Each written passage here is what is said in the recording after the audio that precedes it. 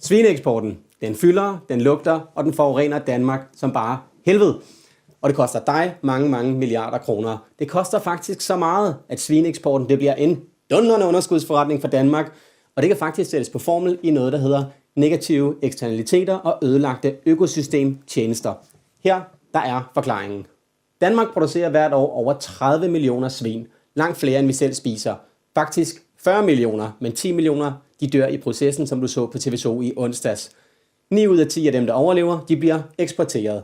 Men når kødet det forlader landet, så bliver de reelle omkostninger ved produktionen herhjemme. Og det skal du betale, fordi dine politikere de har valgt, at regningen den skal lande hos dig og ikke hos producenterne. Men hvad er en negativ eksternalitet? Det er en omkostning ved en aktivitet, som producenten ikke betaler, men som rammer nogle andre. I det her tilfælde, der rammer det vores vand, vores luft, vores flora, fauna, vores landskab, natur og så vores fælles pengepunkt for at nævne nogle af dem. Og her der er der et par specifikke eksempler.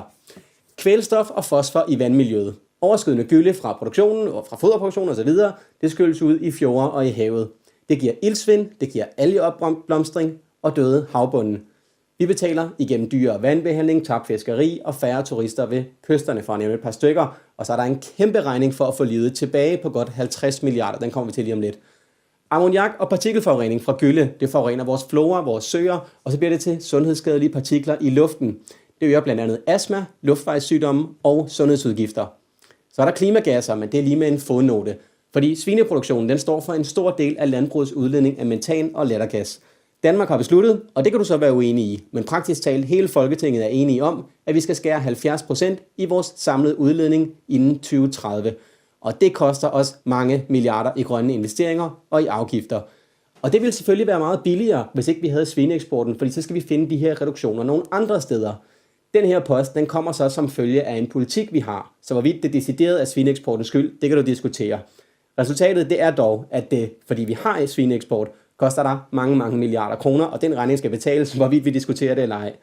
Kvælstof i vandet, det koster der dog lige nu 50 milliarder i den grønne trepart, og det kan ikke diskuteres, fordi iltsvind i vandet, det kan vi ikke leve med. Det kan du måske diskutere, om vi kan med klimagasser. Det er der i hvert fald nogen, der diskuterer, men iltsvind i vandet, det er vi nødt til at have styr på. Så er der tab af biodiversitet og økosystemtjenester.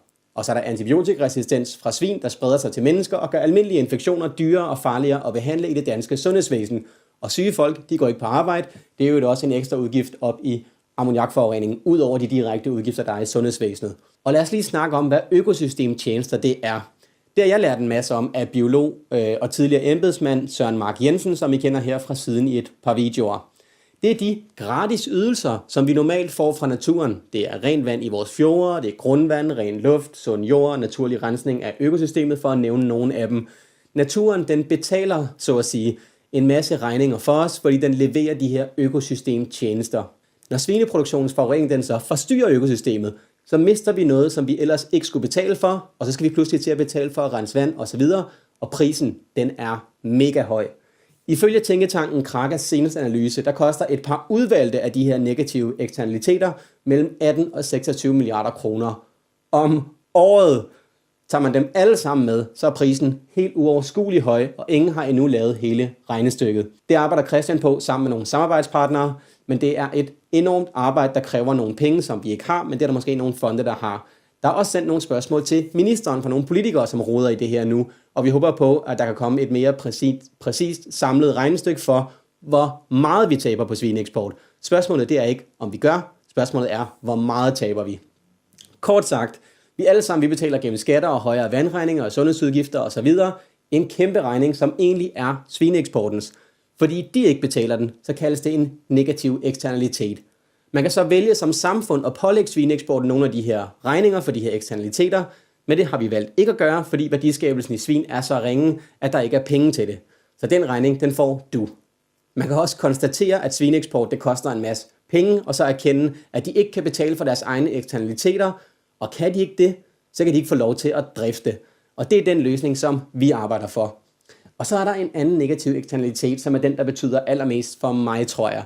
Og det er, at vi danskere, vi er næsten som de eneste folk i verden, ikke har adgang til vild natur i vores eget land. Og jeg kan rigtig godt lide friluftsliv.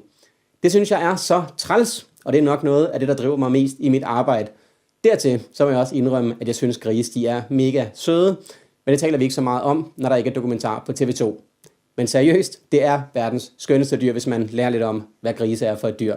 Vi må sørge for, at der kommer noget mere dokumentar i TV2, så vi kan tale lidt mere om, hvor skønne grisene de er. Som altid, så kan du hjælpe os ved at dele den her video, eller benytte donationslinket nede i kommentarfeltet. Men vigtigst af alt, så skal du have mange tak for, at du ser med. Fordi uden dig og din interesse, der vil vores arbejde ikke være muligt. Det ved vi, og vi værdsætter det rigtig, rigtig meget. Og det skulle jeg også hilse fra Anders og sige mange tak for.